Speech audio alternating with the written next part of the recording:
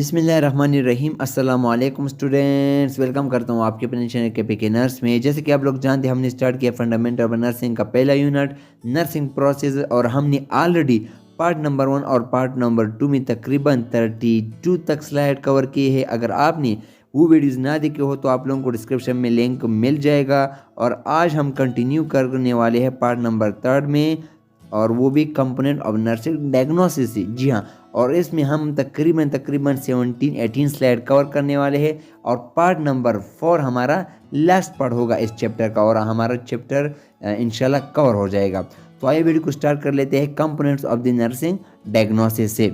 Okay जी, जैसे कि आप लोग जानते हैं, हमने पिछले स्लाइड में डायग्नोस्टिक को डिफाइन किया, इस तरह इसके साथ साथ इसके टाइप्स को डिफाइन किया। अभी हम इसके कंपोनेंट्स और पार्ट्स को डिफाइन करने वाले कि नर्सिंग डायग्नोसिस किन 3 चीज़ों से बना है। Nursing diagnosis has 3 components, 3 main components है। कौन कौन से, ये इंपॉर्टेंट है। द प्रॉब्लम स्टेटमेंट, जिसमें हमें प्रॉब्लम का पता चल जाता है डायग्नोसिस के दौरान, तो ऐसे हम डायग्नोस्टिक लेबल भी कहते हैं। अपने साथ नोट कर ले, प्रॉब्लम स्टेटमेंट को हम डायग्नोस्टिक लेबल भी कहते हैं। And the etiology, etiology means cause. जब हमें प्रॉब्लम का काज का पता चल जाए डायग्नोसिस के दौरान, तो ये कौन से पार्ट में आता है, एटियोलॉजी काज के पार्ट में आता है, जिसे हम related factors and risk factor भी कहते हैं। इसके अलावा थर्ड पार्ट में साइन एंड सिम्टम्स और डिफाइनिंग कैरेक्टरिस्टिक, और इसमें क्या होता है कि एक डिजीज़ के ख़ास साइन एंड सिम्टम को किया जाता है, नोट किए जाते हैं। तो इसमें साइन एंड सिम्टम और डिफाइनिंग कैरेक्टरिस्टिक, ये किसी डिजीज़ की एक ख़ास किस्म की कैरेक्टरिस्टिक होते हैं। तो ये कौन से पार्ट में करते हैं, लास्ट थर्ड पार्ट में। अभी हम इसको 1 बाय 1 डिफाइन करने वाले हैं। पहला हमारे पास है प्रॉब्लम स्टेटमेंट, जिसे हम डायग्नोस्टिक लेबल भी कहते हैं। It describe the patient health status. Diagnostic label या प्रॉब्लम स्टेटमेंट हमें क्या बताता है, पेशेंट के हेल्थ के बारे में बताता है कि पेशेंट को क्या मसला है, पेशेंट किस प्रॉब्लम से आया है, और response to health problem for which the nursing therapy is given, या पेशेंट का वो रिस्पॉन्स हेल्थ प्रॉब्लम के हवाले से जिसके लिए हम नर्सिंग थेरेपी या नर्सिंग केयर या नर्सिंग ट्रीटमेंट प्रोवाइड करने वाले हैं, तो उस रिस्पॉन्स को हम किस पार्ट में डायग्नोस करते हैं, प्रॉब्लम स्टेटमेंट में। रिस्पॉन्स टू हेल्थ प्रॉब्लम का मतलब ये होता है कि पेशेंट अपने हेल्थ के बारे में क्या रिस्पॉन्स करता है, क्या बताता है कि मुझे क्या प्रॉब्लम है, अपने हेल्थ के बारे में क्या राय रखता है। The purpose of the diagnostic label is to direct the formation of the client goals. Diagnostic label या प्रॉब्लम स्टेटमेंट का मकसद यही डायरेक्ट होता है कि क्लाइंट्स के गोल्स बनाना, formation of the client goals, client की प्रॉब्लम के हवाले से गोल्स बनाना, एंड डिज़ायर आउटकम्स, और जो आउटकम्स हम चाहते हैं कि ये प्रॉब्लम किस तरह सॉल्व हो सकते हैं, तो उसके लिए हम गोल्स बनाते हैं। तो ये किसका पर्पस है, डायग्नोस्टिक लेबल का पर्पस है, मेन मकसद है। It may also suggest some nursing intervention. एक तो क्लाइंट्स के गोल्स बनाते हैं, हम क्लाइंट्स गोल बनाते हैं, और दूसरा क्या करते हैं, नर्सिंग इंटरवेंशन भी करते हैं। तो ये दोनों मेन पर्पस है प्रॉब्लम स्टेटमेंट का। तो पहले हम प्रॉब्लम के बारे में जानेंगे, उसके बाद हम क्लाइंट्स गोल्स बनाएंगे ताकि उस प्रॉब्लम को हल कर सके, या नर्सिंग इंटरवेंशन करेंगे। Simple, for example deficient knowledge medication और deficient knowledge dietary adjustment. For example problem का जब हम आइडेंटिफिकेशन करते हैं कि पेशेंट को ये डिजीज़ है, ये प्रॉब्लम है, तो उसके बाद हम मेडिकेशन प्रोवाइड करते हैं, या डाइटरी एडजस्टमेंट या न्यूट्रिशन बैलेंस न्यूट्रिशन देते हैं। तो ये हम किस में करते हैं, प्रॉब्लम स्टेटमेंट में। तो ये भी एक क्लाइंट गोल्स या नर्सिंग इंटरवेंशन का एक हिस्सा है कि मेडिसिन देना या डाइटरी एडजस्टमेंट करना। सिमिलरली एक्टिविटी इंटॉलरेंस और कंस्टिपेशन, या फॉर एग्जांपल इस तरह का प्रॉब्लम लाइक कंस्टिपेशन एक प्रॉब्लम है, या एक्टिविटी इंटॉलरेंस का मतलब ये है कि कोई काम नहीं कर सकता हो, फैटिग में फील करता हो। तो ये दोनों प्रॉब्लम कौन से स्टेटमेंट में आते हैं, प्रॉब्लम स्टेटमेंट के डायग्नोसिस में, और ऐसे हम डायग्नोस्टिक लेबल भी कहते हैं। ओके जी, सेकंड पार्ट है हमारे पास etiology. Etiology mean cause, related factors या risk factors. The etiology component of the nursing diagnosis identify causes of the health problems. Etiology का मतलब है काज। तो इसमें हम क्या करते हैं कि क्लाइंट का जो हेल्थ प्रॉब्लम है उसका काज मालूम करना, ये किस में करते हैं हम? एटियोलॉजी पार्ट में। These are the causative factors that have influence the client actual और potential response to the health problems. तो ये हमारे पास पॉजिटिव फैक्टर्स है जो कि हेल्थ प्रॉब्लम को प्रोड्यूस करता है। तो जो चीज़ें है क्लाइंट के हेल्थ प्रॉब्लम को बनाते हैं तो उस काजेस को हम आइडेंटिफाई करते हैं एटियोलॉजी पार्ट में। और ये हमारे पास फॉर एग्जांपल एक्चुअल या पोटेंशियल हेल्थ प्रॉब्लम हो तो ये हमारे पास एटियोलॉजी में हम आइडेंटिफाई करते हैं। Activity intolerance related to generalized weakness और obesity sedentary lifestyle. For example activity intolerance का मतलब ये है कि कोई काम या कोई काम ना कर सकता हो, नॉन एक्टिव हो, तो ये किसकी वजह से होता है? वीकनेस, कमज़ोरी की वजह से। For example the old mans, या इसके अलावा ओबेसिटी किसकी वजह से हो सकता है? सेडेंटरी लाइफस्टाइल, मतलब कि हर वक्त बैठा रहना, पड़ा रहना, तो ये क्या प्रोड्यूस करता है? ओबेसिटी। तो एक काज है, तो ये हम किस में स्टडी करते हैं? एटियोलॉजी के पार्ट में। कंस्टिपेशन किस वजह से हो सकता है? Related to inadequate fluid intake और इनएडिक्वेट फाइबर इनटेक। तो कंस्टिपेशन की काजेस क्या है? इनएडिक्वेट फ्लूइड, जब हम ज़्यादा पानी नहीं लेते, या इसके अलावा हम फाइबर इनटेक, फाइबर नहीं लेते, तो ये दोनों मेन काज है किसका? कंस्टिपेशन का। तो ये हमारे पास काजेज को किस पार्ट में मालूम करते हैं? एटियोलॉजी के पार्ट में। डायग्नोसिस का थर्ड पार्ट है डिफाइनिंग कैरेक्टरिस्टिक, जिसे हम साइन एंड सिम्टम पार्ट भी कहते हैं। इसमें हमें एक खास हेल्थ प्रॉब्लम के हवाले से साइन एंड सिम्टम का पता चल जाता है। Defining characteristic are the cluster of the sign and symptom that indicate the presence of the particular diagnostic labor और हेल्थ प्रॉब्लम्स। इसमें क्या होता है कि एक खास डिजीज़ के एक खास साइन एंड सिम्टम का हमें पता चलता है। तो ये कौन से पार्ट में होता है? डिफाइनिंग कैरेक्टरिस्टिक पार्ट में। For example fluid volume deficient, अगर हमारे बॉडी में फ्लूइड की कमी हो तो ये किसकी वजह से होता है? To decrease the oral intake, तो ये किसकी वजह से होता है? जब हम कम पानी ले, मैनिफेस्टेड बाय ड्राई स्किन, तो इसकी वजह से साइन सिम्टम कौन से आएंगे? Dry skin and mucus membrane. तो जब हमारी बॉडी में फ्लूइड का जो वॉल्यूम है वो कम होगा, तो किसकी वजह से कम होगा? जब हम पानी कम लेते हैं, तो जब हम पानी कम लेते हैं तो उसकी वजह से साइन सिम्टम क्या आएंगे? ड्राई स्किन और म्यूकस मेम्ब्रेन का कम प्रोड्यूस होना। तो ये हम कौन से पार्ट में, डायग्नोसिस के पार्ट में पढ़ते हैं? Defining characteristic sign and symptom के पार्ट में। आगे हमारे पास है डायग्नोस्टिक प्रोसेस। ये हमने ऑलरेडी पिछले स्लाइड में पढ़ा है कि डायग्नोसिस प्रोसेस हमारे पास 3 स्टेप पर मुश्तमिल है। एनालाइजिंग द डेटा, पहले पेज में जो हमने असेसमेंट में डेटा को कलेक्ट किया था उसको एनालाइज करना। आइडेंटिफाई द हेल्थ प्रॉब्लम्स, उसके बाद डेटा को जब एनालाइज करेंगे तो हेल्थ प्रॉब्लम को आइडेंटिफाई करना कि क्या मसला है, रिस्क, आगे पोटेंशियल प्रॉब्लम क्या हो सकता है, एंड स्ट्रेंथ। और इसके अलावा फार्मूलेटिंग द डायग्नोस्टिक स्टेटमेंट, फिर उसके बाद हम डायग्नोस्टिक स्टेटमेंट बनाते हैं कि इसको इस साइन एंड सिम्टम के बेस पर ये डिजीज़ है। तो ये हम डायग्नोस्टिक प्रोसेस में करते हैं और 3 स्टेप से बना होता है। ये स्टेप आप याद कीजिए, एमसीक्यूज में आ सकता है कि all of the following are the diagnostic process steps except. तो आप लोगों को पता होना चाहिए कि कौन से स्टेप्स हैं। ओके जी, फार्मूलेटिंग डायग्नोस्टिक स्टेटमेंट, जैसे कि हमने यहाँ पर पढ़ा फार्मूलेटिंग डायग्नोस्टिक स्टेटमेंट, इस पार्ट को डिटेल में यहाँ पर एक्सप्लेन किया गया है। फार्मूलेटिंग डायग्नोस्टिक स्टेटमेंट आगे भी हमारे पास है और ये 2 स्लाइड फार्मूलेटिंग डायग्नोस्टिक स्टेटमेंट पर है। Most nursing diagnosis are written as 2 part और 3 part statement. Mostly nursing diagnosis हमारे पास 2 और 3 पार्ट स्टेटमेंट की शक्ल में लेके जाते हैं। अगर ये हम 2 पार्ट स्टेटमेंट में लेके तो इसको हम क्या कहते हैं? PE format. अगर हम 2 पार्ट स्टेटमेंट में लेके बेसिक 2 पार्ट स्टेटमेंट में, तो वो हमारे पास कौन सा फॉर्मेट होगा? पीई हमने already component of the nursing diagnosis में पढ़ा है कि पी का मतलब है प्रॉब्लम रिलेटेड और ई का मतलब है एटियोलॉजी, काज रिलेटेड। तो statement of the patient response, यानी कि पेशेंट को जो भी मसला है, जो भी प्रॉब्लम है, तो उसको हम पी प्रॉब्लम स्टेटमेंट कहते हैं। और एटियोलॉजी का मतलब है कि जो प्रॉब्लम का मेन जो काज है उसको हम क्या कहते हैं? एटियोलॉजी। तो इसको हम क्या कहते हैं? फैक्टर कंट्रीब्यूटिंग टू और probably cause of the response. तो रिस्पॉन्स जो प्रॉब्लम होता है पेशेंट का, उसका जो मेन काज होता है उसको हम क्या कहते हैं? एटियोलॉजी। तो हमारे पास बेसिक 2 पार्ट स्टेटमेंट कैसे कहते हैं? PE format, problems, E mean etiology. Example हमारे पास है प्रॉब्लम्स रिलेटेड टू एटियोलॉजी, जिसमें हमारे पास activity intolerance related to generalize weakness और ओबेसिटी।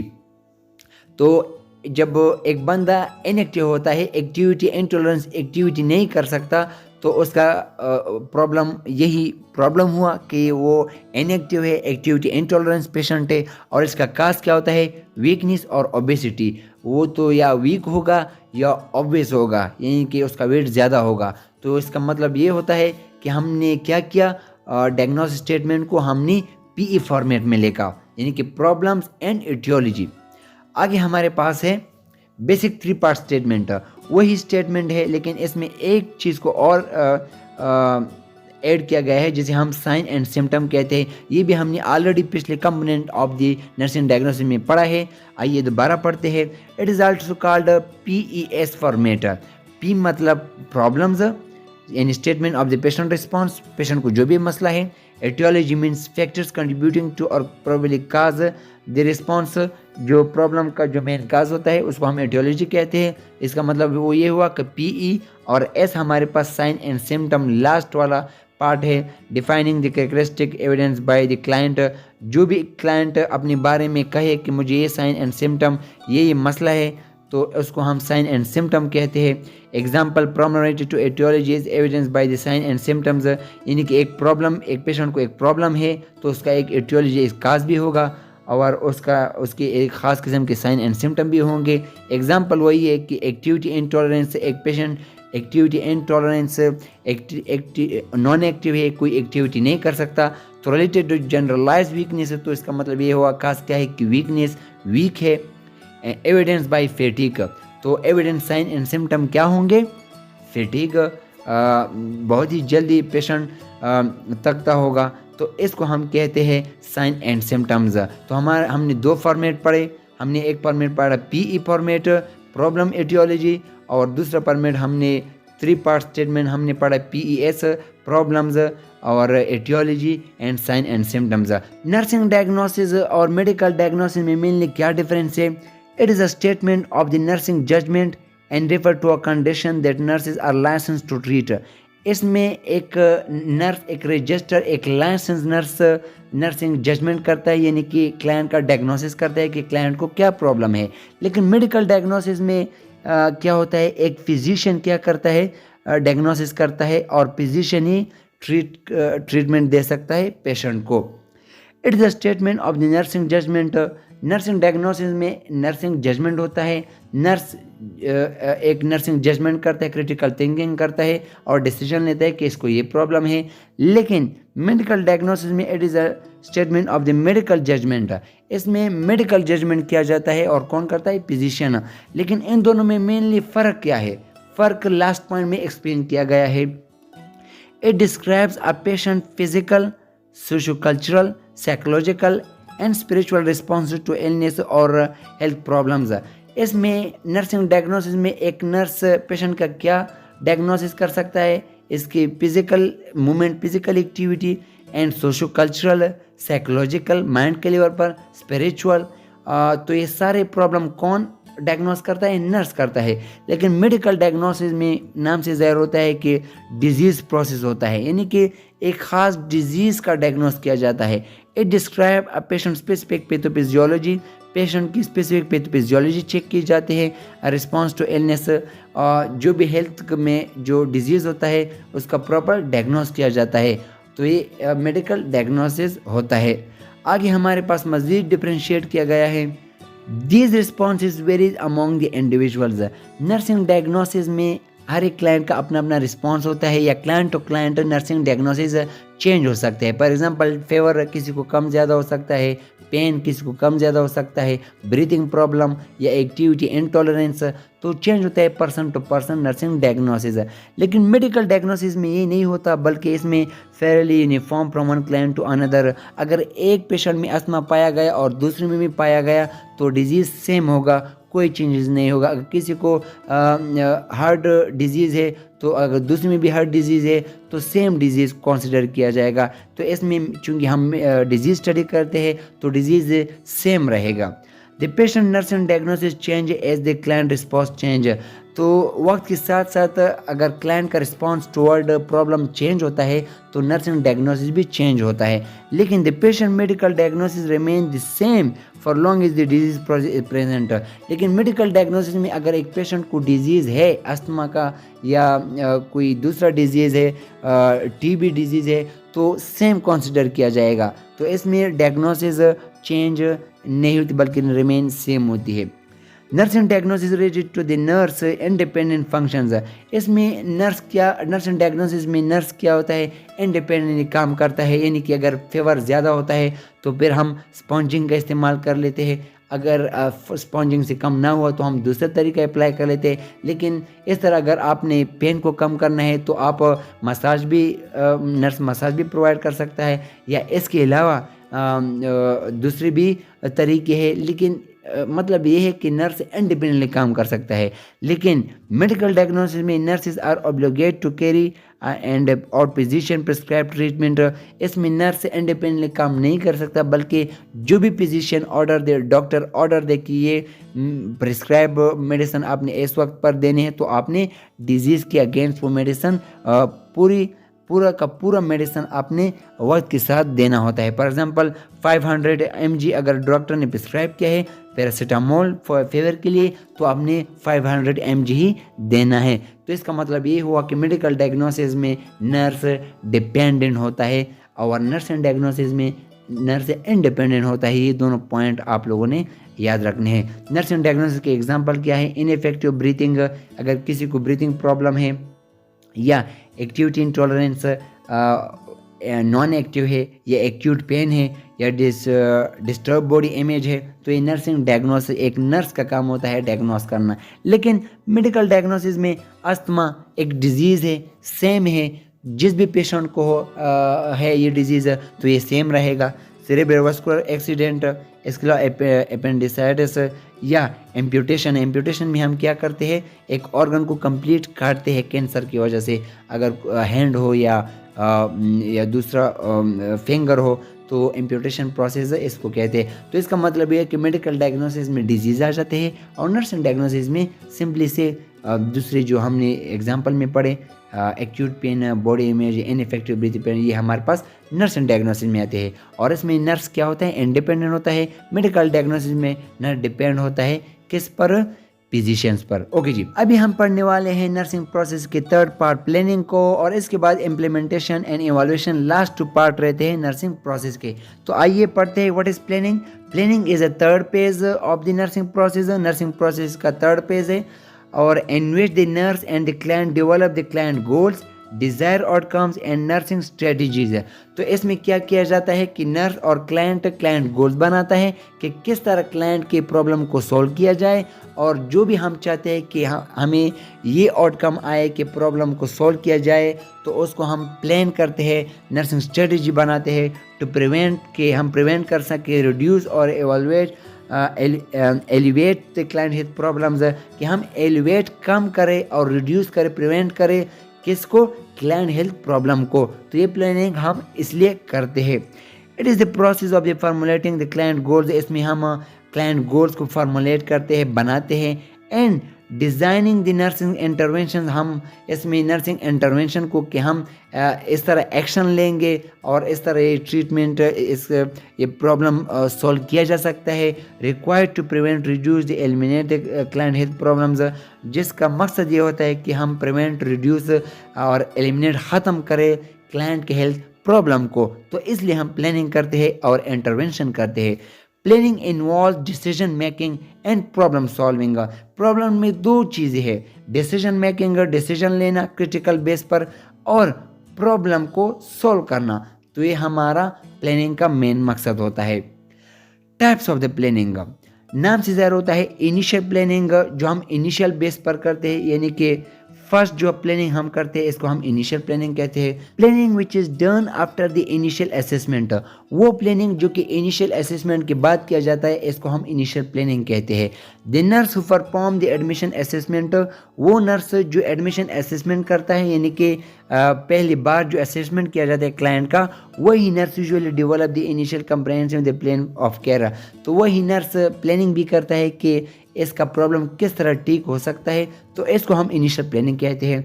ऑनगोइंग प्लानिंग नाम से ज़ाहिर होता है एज अ कंटिन्यूस प्लानिंग, ये कंटिन्यूस होता है जब तक पेशेंट ठीक नहीं हो जाता। As the nurse obtain new information and evaluate the क्लाइंट responses टू केयर। तो इसमें क्या होता है कि नर्स न्यू इन्फॉर्मेशन भी क्लाइंट से लेता है कि हेल्थ में इम्प्रूवमेंट या डिजीज़ में इम्प्रूवमेंट आ रहा है या नहीं आ रहा है, इन्फॉर्मेशन की तरफ जा रहा है या नहीं जा रहा है। तो अगर जा रहा है या नहीं जा रहा तो उसके साथ प्लानिंग भी चेंज किया जाता है। They can individualize the initial care plan further, it occur at the beginning of the shift, the nurse plan the care to be given that day. तो ये प्लान कब किया जाता है? The beginning of the shift. तो जो patient जो nurse patient के राउंड पर होता है तो वही नर्स क्या करता है, डायरेक्टली प्लान के मुताबिक मेडिसिन भी प्रोवाइड करते हैं और प्लानिंग भी चेंज करता है eight the beginning of the day. Discharge planning नाम से ज़्यादा होता है कि इसमें पेशेंट का जब डिस्चार्ज किया जाता है तो जो प्लानिंग होता है इसको हम डिस्चार्ज प्लानिंग कहते हैं। The process of the intercepting and planning for the need after discharge. तो वो सारी चीज़ें जो आफ्टर डिस्चार्ज जो जिस चीज़ की ज़रूरत होती है तो उसको हम डिस्चार्ज प्लानिंग कहते हैं। तो डिस्चार्ज के बाद भी नर्सिंग प्लानिंग करता है कि ये अपने घर में किस तरह मेडिसिन ले सकते हैं, न्यूट्रिशन इसका क्या होगा। तो सारा कुछ प्लानिंग जो होता है डिस्चार्ज पर, डिस्चार्ज शीट पर, तो उसको हम डिस्चार्ज प्लानिंग कहते हैं। Is a crucial part of the comprehensive health care. ये एक क्रूशियल एक इम्पॉर्टेंट पार्ट है of the comprehensive health care and should be address in each client care plan. और ये हर एक क्लाइंट केयर प्लान में ज़रूर होना चाहिए, यानी कि जब भी पेशेंट को डिस्चार्ज किया जाता है तो ज़रूर डिस्चार्ज प्लानिंग करनी चाहिए। प्लानिंग प्रोसेस, हम किस तरह प्लानिंग कर सकते हैं या प्लानिंग किस चीज़ से बना है। टोटल हमारे पास 4 पॉइंट है। पहले तो प्रायोरिटाइज द प्रॉब्लम और डायग्नोसिस। हमने प्रॉब्लम को क्या करना है, प्रायोरिटाइज करना है कि प्रॉब्लम को सॉल्व करने के लिए किन चीज़ों को पहले इम्प्लीमेंट करनी चाहिए, तो इसके लिए प्लानिंग करनी है हमने। Formulate the goals desire outcomes, हमने गोल्स बनाने हैं या डिज़ायर आउटकम जो प्रॉब्लम के हम सोल्यूशन चाहते हैं तो उसके लिए हमने प्रॉपरली गोल बनाने होते हैं। और उसके बाद सेलेक्ट द नर्सिंग इंटरवेंशन, हमने नर्सिंग इंटरवेंशन भी सिलेक्ट करने हैं कि किस तरह हम प्रैक्टिकली एक्शन या इम्प्लीमेंट कर सकते हैं अपने बनाए हुए गोल्स को। इसलिए लास्ट में है राइट द नर्सिंग इंटरवेंशन। हमने जो भी नर्सिंग इंटरवेंशन बनाए उसको हमने रिटन फॉर्म में भी लिखना है। तो ये हमारे पास प्लानिंग प्रोसेस के टोटल 4 कंपोनेंट है, आप लोगों को याद होना चाहिए। अभी हम प्लानिंग प्रोसेस की कंपोनेंट्स को 1 बाय 1 डिटेल में पढ़ने वाले हैं। पहले नंबर पर है सेटिंग प्रायोरिटीज़, प्रायोरिटीज़ को सेट करना। The nurse begin planning by deciding which nursing diagnosis requires attention first, which second and so on. एक नर्स प्लानिंग प्रोसेस को स्टार्ट करता है एक डिसीजन से। कौन से डिसीजन से? कि कौन सी नर्सिंग डायग्नोसिस को पहले अटेंशन दिया जाए, कौन सी नर्सिंग डायग्नोसिस को सेकंड नंबर पर रखा जाए और कौन सी नर्सिंग डायग्नोसिस को थर्ड नंबर पर या लास्ट में रखा जाए। Nurses frequently use Maslow hierarchy of needs when setting priorities। तो ये MCQs के लिहाज से एक इम्पॉर्टेंट है कि नर्स किस चीज़ को देखता है जब प्रायोरिटीज़ बनाता है, Maslow hierarchy of needs को। तो ये हमारे पास 5 स्टेप प्रोसेस है जिसमें हमारे पास फिजियोलॉजिकल नीड को पहले सेट किया जाता है, फिर सेफ्टी को, फिर लव एंड बिलोंगिंग को। तो इस तरह एक प्रायोरिटी टेबल होता है Maslow hierarchy of नीड।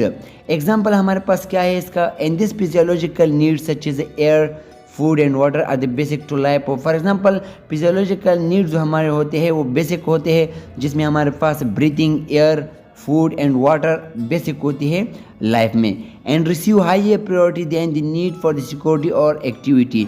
तो ये हमारे पास फर्स्ट नंबर पर आता है प्रायोरिटीज़ में कि किस चीज़ के साथ कंपेयर करते हुए, सिक्योरिटी और कोई भी काम या एक्टिविटी के साथ। तो ये हमारे पास फर्स्ट नंबर पर आता है।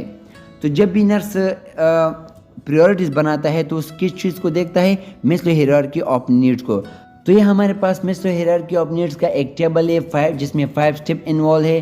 तो नर्स जब भी प्रायोरिटीज़ बनाता है तो इस टेबल को देखता है कि पहले किन चीज़ों पर ज़्यादातर तवज्जो दी जाए। तो पहले नंबर पर breathing, water, food, sex and sleep, homeostasis, excretion. तो सबसे पहले क्लाइंट के इन चीज़ों पर तवज्जो दी जाती है जब भी प्रायोरिटीज़ को सेट किया जाता है। उसके बाद हमारे पास सेफ्टी आता है सेकंड नंबर पर, जिसमें security of the body, employment of the resources, of morality of the family, of the health of property. तो दूसरे नंबर पर इन चीज़ों पर तवज्जो दी जाए। तीसरे नंबर पर हमारे पास फ्रेंडशिप, फैमिली, सेक्सुअल इंटीमेसी। और चौथे नंबर पर हमारे पास self esteem, confidence, achievement, respect to other, respect by the others. तो ये चौथे नंबर पर आ जाते हैं। और लास्ट में हमारे पास morality, creativity, spontaneity, problem solving, lack of the prejudice and acceptance of the facts. तो ये हमारे पास लास्ट नंबर पर प्रायोरिटीज़ में आ जाते हैं। तो ये हमारे पास अब्राहम लिंकन ने इंट्रोड्यूस किया था और ये हमारे पास प्रायोरिटीज़ टेबल है एक नर्स के लिए जब भी कोई नर्स प्लानिंग प्रोसेस करता है। सेकंड नंबर पर आता है एस्टेब्लिशिंग क्लाइंट गोल्स और desired outcomes. After establishing priorities the nurse set goals for the each nursing diagnosis. Goals में भी शॉर्ट टर्म और लॉन्ग टर्म्स है। तो प्रायोरिटीज़ के बाद हमारा सेकंड स्टेप कौन सा आ जाता है, तो सेट द गोल्स है। तो गोल्स हमारा एक ही होता है कि क्लाइंट की प्रॉब्लम को सॉल्व करना, लेकिन फिर उस प्रॉब्लम को सॉल्व करने के लिए हम छोटे छोटे गोल बनाते हैं, चाहे वो मेडिसिन टाइम पर देने हो या कोई न्यूट्रिशन का ख्याल रखना हो या दूसरी चीज़ों का, लेकिन हमने गोल्स बनाने होते हैं प्रायोरिटीज़ के बाद। Client goal, desire outcomes, it is a specific and measurable behavior or response that reflect a client highest possible level of the wellness and independence in functions। ये हमारे पास स्पेसिफिक एंड measurable behavior होते हैं। Goals के बारे में कहा जा रहा है कि हमारे पास स्पेसिफिक बिहेवियर या इस तरह के रिस्पॉन्स एक्शन होते हैं जिसमें क्लाइंट्स, हम चाहते हैं कि क्लाइंट हाईएस्ट पॉसिबल लेवल पर जाए ऑफ वेलनेस, यानी कि हेल्थ के हवाले से हाईएस्ट लेवल पर जाए और इंडिपेंडेंट हो जाए इन फंक्शंस, यानी कि उसका कंप्लीट प्रॉब्लम सॉल्व हो जाए। तो इसके लिए हम जो एक्शन लेते हैं, रिस्पॉन्स करते हैं, इसको हम क्लाइंट गोल्स और डिजायर्ड आउटकम्स कहते हैं। आगे हमारे पास है types of the goal. Short term goal किस तरह के हो सकते हैं और लॉन्ग टर्म्स के गोल्स किस तरह के हो सकते हैं।